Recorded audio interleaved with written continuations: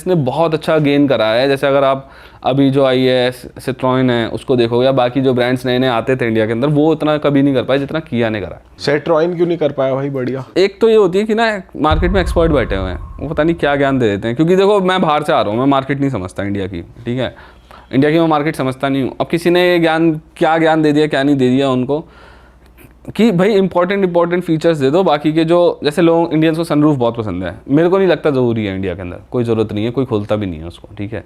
और उससे क्या होता है मेंटेनेंस भी बढ़ जाती है। लेकिन उन्होंने उस चीज़ को सही मान लिया कि भैया सनरूफ देनी नहीं है। लेकिन इंडिया में क्या है, लोगों को ज़रूरत की चीज़ें कम चाहिए, वैसी चीज़ें ज़्यादा चाहिए जो शो ही होती हैं। सही बात है, वही चाहिए ना। अब तुम्हें तो गाड़ी बेचनी है ना यहाँ पर, वो देनी पड़ेगी। वो कई चीज़, जैसे फिर एक हैंडल होता है, लोग क्या नाम है आजकल ग्रैब हैंडल आता है, उन्होंने वो फ्लैप वाला पुराने ज़माने में सेंट्रो और उसमें आया करता था वॉल दे दिया।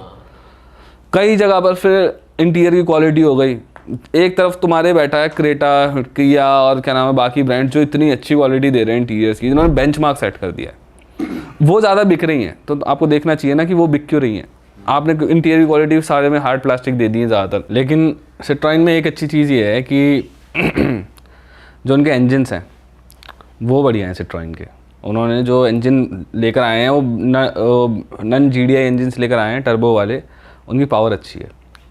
उन्होंने क्या करा है, उन्होंने एक चीज़ बहुत अच्छी करी है इंजन के मामले में।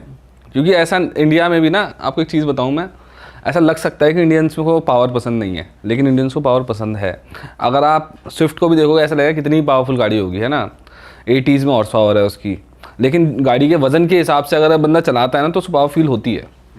वैसे अगर आप क्रेटा की देखोगे, क्रेटा का चाहे नॉर्मल NA इंजन हो या फिर टर्बो वाला इंजन हो, दोनों ही बहुत ज़्यादा पावरफुल है।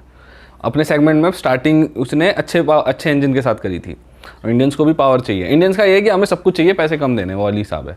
तो ये सिट्रॉयन क्या गड़बड़ कर गई इन्होंने, मेरे को ये लगा था कि सिट्रॉयन ना जैसे काम के फीचर्स उन्होंने ज़्यादा दिए होंगे, सेफ्टी वगैरह पे ज़्यादा ध्यान दिया होगा, ठीक है।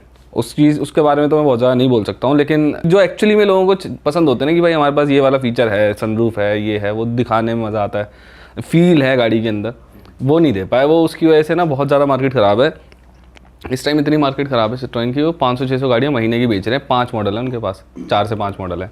और 500 गाड़ियाँ, आपको मैं बताऊँ, डिज़ायर जो है 15,000 यूनिट्स अकेली बिकती हैं उसकी, 15,000 के आसपास। तो 15,000 एक गाड़ी की बिक रही है और 500 यूनिट एक पूरे ब्रांड की बिक रही हैं, तो वो बहुत बड़ा फ़र्क है। अच्छा भाई, अभी हम क्रेटा और सेल्टॉस की बात कर रहे थे। जब बंदा खरीदता है, स्पेंड करता है 20-25 लाख रुपए, ये भी सोचता है यार आने वाले सालों में इसकी रीसेल वैल्यू भी कुछ मिलेगी मुझे।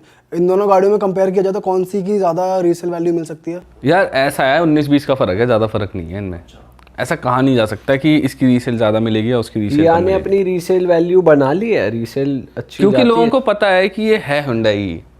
अगर आप सारे ब्रांड अगर देखोगे ना, सारे इंजन शेयरिंग हो रही है हुंडई किया ग्रुप में, जितनी भी गाड़ियाँ सभी में आपको वही इंजन यूज़ होते हुए दिख जाएंगे। 1 litre GDI engine, 1.5 litre GDI, 1.2, है ना, सेम वही इंजन चल रहे हैं पूरे ग्रुप के अंदर। तो लोग एक रीसेल टूटती कैसे है, जब एक ब्रांड के बारे में पता लग जाए कि यार इसकी रिलायबिलिटी अच्छी नहीं है। आप जैसे टोयोटा चला रहे हो, रिलायबिलिटी क्यों ज़्यादा है, क्योंकि रीसेल ज़्यादा क्यों है उसकी, क्योंकि दिमाग में बैठी है ये बात कि भैया टोयोटा बनाती है रिलायबल गाड़ियाँ। हाँ। हम भी जब इनसाइड बात बताता हूँ, जब हम गाड़ी वो करने जाते हैं ना, कोई भी गाड़ी हो, चाहे टाटा की हो, महिंद्रा की हो, हुंडई की हो, किया की हो, किसी भी ब्रांड की अगर आप कार मीडिया ड्राइव पे जाते हो तो जो ट्रेलिंग कार होती है, ट्रेलिंग कार मिलती है, जिससे आप कार को शूट कर सकते हो, चलती हुई गाड़ी को शूट कर सकते हो। देखते होंगे ना आप, चलती हुई गाड़ी, रोड चल रहा है और गाड़ी चल रही है रोड पे और तब भी आप शूट कर पा रहे हो, तो ट्रेलिंग कार देते हैं। और ज़्यादातर ब्रांड जो है ना वो एक ही गाड़ी देते हैं, वो है क्रिस्टा, इनोवा क्रिस्टा। तो इस लेवल की ब्रांड शूट किसी के पे गए हैं और गाड़ी हमें किसी और की मिल रही है। भाई ऐसा ही वो मारुति और टोयोटा ने मिलके करा है, वो जो मॉडल्स उन्होंने साथ में बनाया वो भी काफ़ी बढ़िया चल रहे हैं मार्केट। वो यार वो तो मुझे पर्सनली, मैं उससे बहुत ज़्यादा खुश नहीं हूँ पर्सनली। मुझे ऐसा लगता है टोयोटा को अपनी गाड़ियाँ लानी चाहिए थी। उन्होंने एक तरीके से शॉर्टकट ढूंढ लिया। उनका क्या हुआ, उनके दांत खट्टे हो गए। उन्होंने गाड़ी लॉन्च करी थी इटियोस वगैरह, चली नहीं।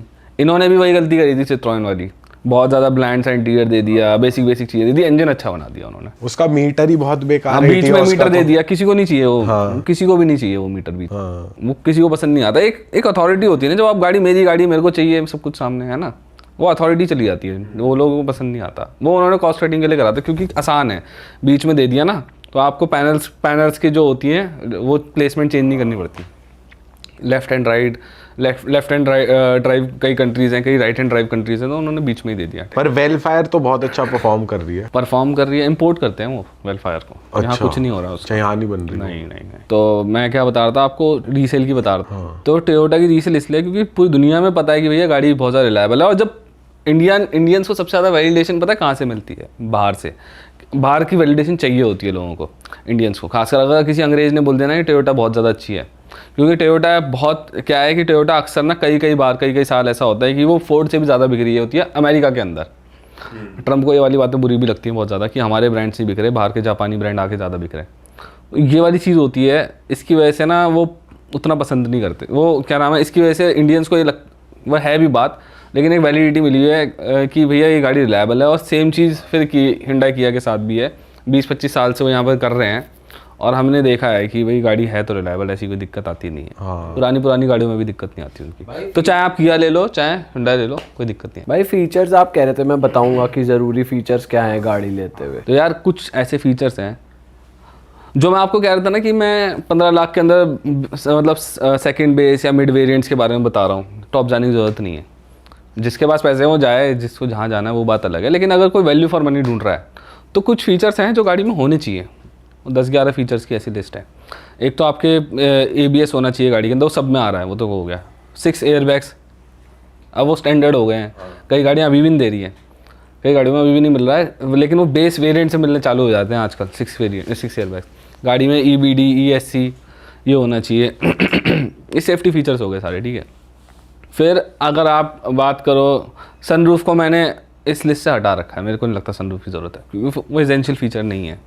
और ऐसा भी फीचर नहीं है जैसे वो होता है ना कि भाई मज़ा आता है। वो आपको मज़ा कहाँ, इंडिया की धूल भरी उसके अंदर कभी धूप बहुत ज़्यादा हो रही है, बारिश के मौसम में जब बारिश खत्म हो गई तब, या पहाड़ों पे कहीं चले गए, उसमें भी ये है कि बारिश, कई रील्स ऐसी आती है कि बारिश ज़्यादा हो जाती है तो पर लीक हो जाता है। सनरूफ के अंदर वो नहीं होता है, क्या नाम है कि वाटर प्रूफ नहीं होती है। पानी अंदर हमेशा जाता है, सनरूफ के साइड में से जाता है, लेकिन वहाँ चैनल्स बने होते हैं, चैनल से नीचे जाना होता है।